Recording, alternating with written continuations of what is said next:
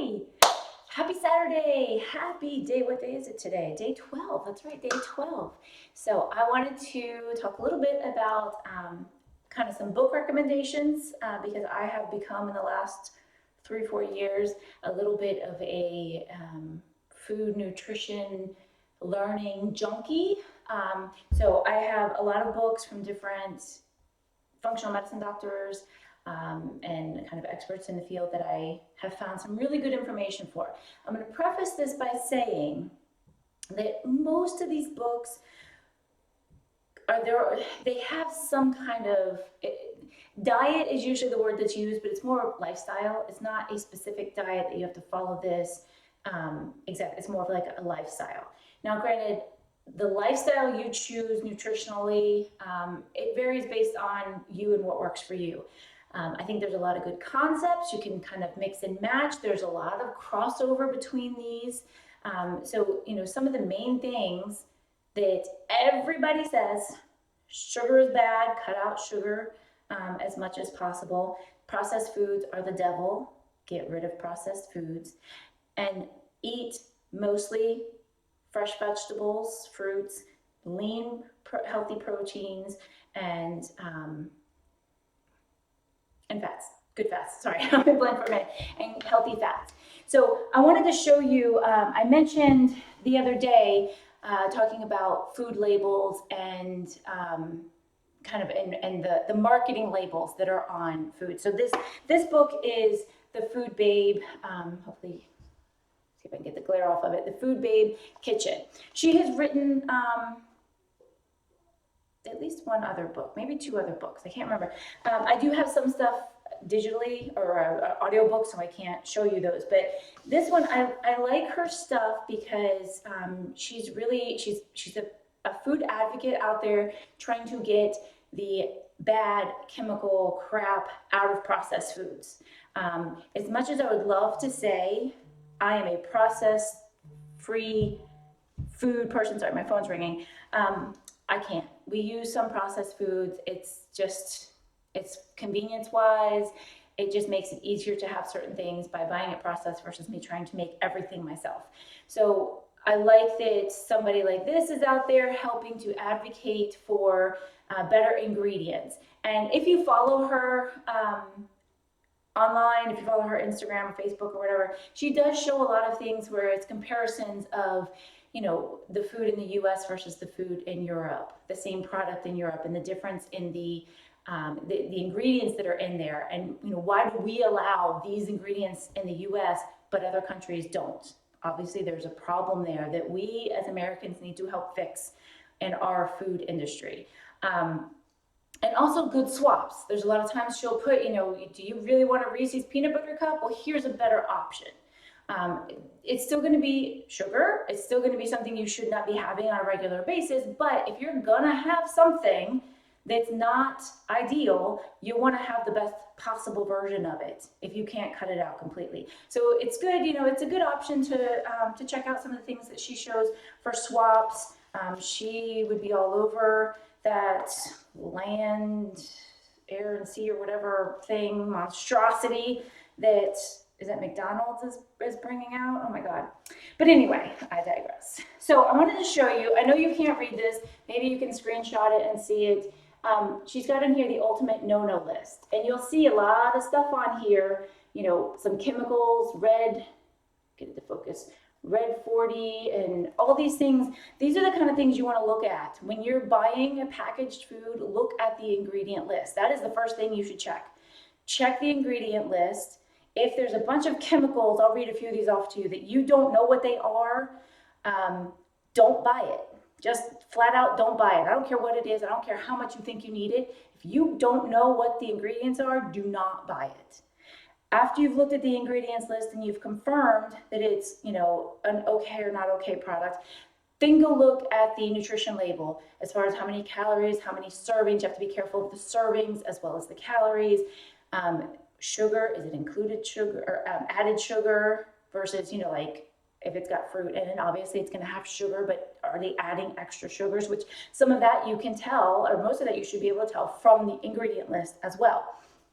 So on here, You'll see things like bleached flour, blue number one, calcium peroxide, dextrose, potassium benzoate. I'm not even sure if I'm saying them all right. The high fructose, corn syrup, any kind of hydrogenated oils, those are bad. They create trans fat.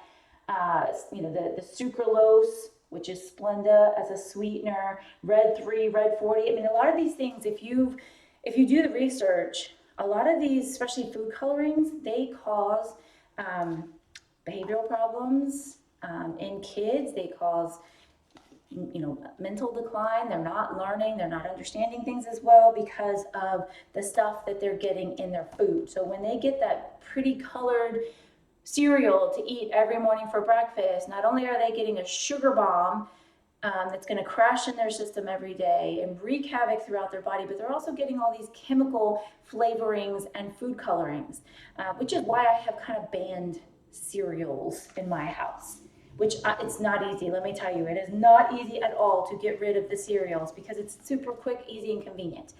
But again, I digress. So I wanted to show you some of these because she has them in the book. There's some little labels here. Like you'll see things like this on packaged foods, especially like this is about dairy and beef.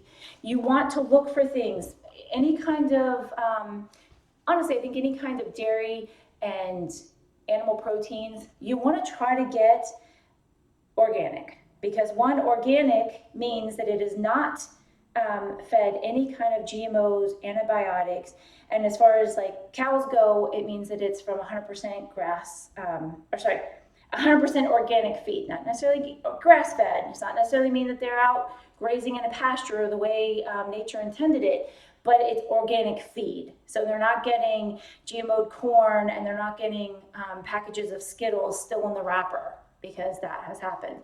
So look for things like that with your dairy, with your butter. Like I think I showed you guys, I use the ghee, which is clarified butter, because it takes the milk solids out that I can't tolerate. But there is grass-fed butter like Kerrygold. There's some other brands. You'll start seeing it more, and that's one of the things. Like you vote with your dollar.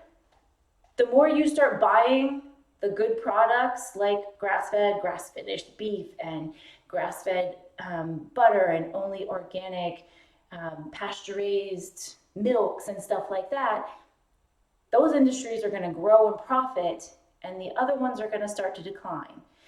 And that's how we tell the industry, aside from going, to the Capitol and demanding better food, better, stuff from the FDA. That's how we start to tell the industry what we want and what we're looking for in our food supply. Buying local, again, I said this before, buying local is very, very important because you have control. You can talk directly to the people who are, who are making and processing that food item. There's also another one here that I look for when I buy eggs, certified humane. This does not mean, again, it does not necessarily mean that chicken is out walking the yard, eating whatever it feels like, living its free life like it should, but it does mean that they're humanely raised. They're not packed into, this tiny little pen where they ended up like pecking each other to death and clipping their wings and their beaks and whatever else they do to the chickens. There's also another one here. It is, should learn how to start. There you go. Animal welfare approved. So there's some certifying bodies out there that are helping to identify products that are better, that are taking better care of the animal, which in turn makes the meat or dairy or whatever it is a better product for you to consume.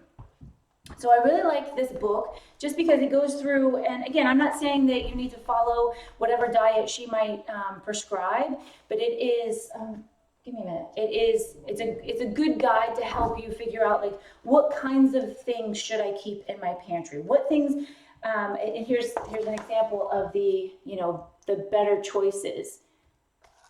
I can't get it to focus. Maybe if I move it over this way. There we go. Like in eggs. There's the poor choice, misleading labels, things that you can read, misleading labels, and then better choices here.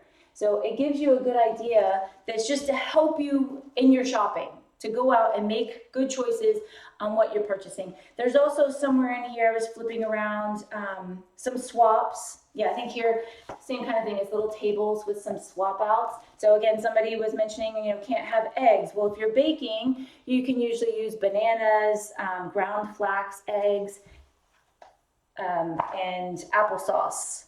Those are options that you can use as, sorry, my computer's messing up on me. You can use to swap out for eggs. And again, we can talk more about that if you have specific questions. It's easier for you to ask me the question and then I can answer directly.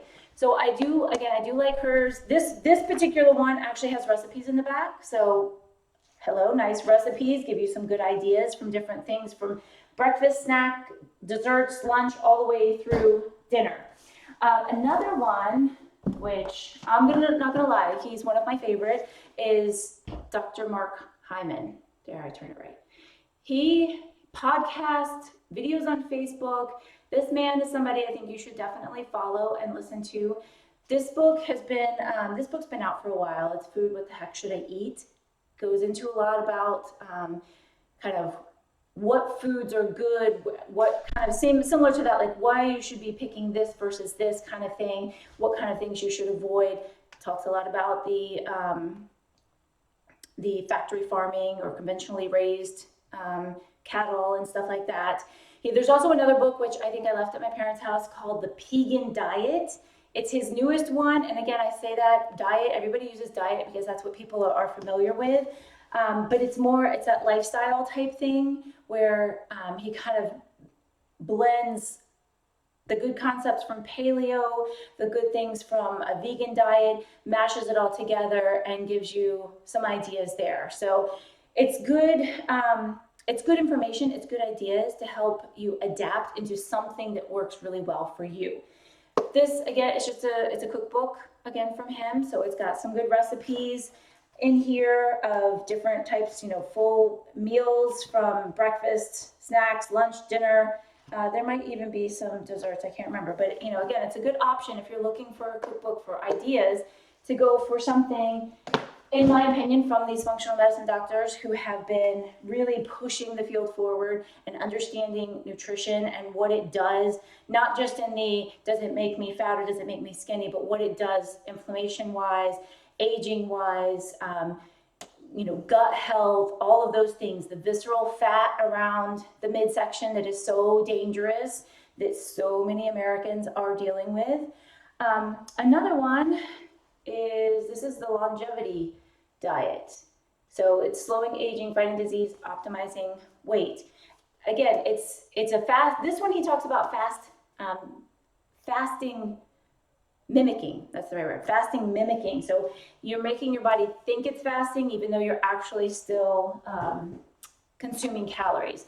And there's a lot of research in there as far as how that helps with fighting cancer and stuff like that. So I think it's a good thing for everybody to read. Again, I'm not saying this is the answer to all of your problems in life, but there's a lot of good pieces that you can pull from all of these different experts to figure out what's going to suit you best and fit your lifestyle best. Because if it's not a lifestyle, it's never going to stick. And that's the big thing here. And again, I like the Bulletproof Diet. Again, I didn't follow this as a diet, but there's some good concepts in here. Big thing for him, same as the others. Eliminate the processed food, get rid of the sugars, eat healthy whole foods. He does go into, heavier on the fats, the good fats like MTC oil and, avocados and ghee and stuff like that. So again, pick and choose the pieces that suit you, because like I said, if it's not a lifestyle, if it's a diet should be temporary. It should be a quick, like an elimination diet is a temporary thing that you follow for a specific reason. And then you go back to a lifestyle eating. When you do an elimination diet, that's not the way you're going to eat the rest of your life. If for whatever reason you needed to do a ketogenic diet because you've worked with your nutritionist or your doctor and that's going to help you with something, it's a specific amount of time that you're doing it for a specific reason, and then you transition into your lifestyle eating. There is also a lot I don't have the book, haven't read it, the Mediterranean diet, but there's a lot of, again, good concepts within that, as far as eliminating processed foods, eliminating sugar. I mean, a Mediterranean lifestyle it's very active. They don't sit around watching TV or playing on a computer all day. They are up moving, they're walking all over the place. They're very active all the way up into their, 90s, 100, whatever it is that they reach. So all of these concepts come together. They all have very, very similar kind of, not restrictions, but similar like elimination things. So, get rid of the excess sugar, get rid of the alcohol as much as possible, get rid of processed foods as much as possible, work on whole foods, real foods, whole grains, if grains work for you, real whole vegetables that you haven't cooked to death, that you haven't deep fried, lean, healthy proteins, and then you're going to have to supplement. Like Jason mentioned the other day in his video, you're going to have to supplement most likely, because even if you are eating a very plant-rich diet, our soil has been quite depleted, so you're probably still not getting enough of the nutrients that you need. So that's something, that's the books that I wanted to talk about, some of the labeling that I wanted you to start thinking about. Go pick up some packaged food in your house, and feel free to post a picture in the comments here. Get a packaged food, something that you eat regularly, and I want you to look at the ingredients, and then share what the ingredients are, so that we can see and we can look at, are there any chemicals in there? Are there things that you should not be consuming? What are the added sugars on it? What are, it should show on the nutrition label. Are there trans fat in there?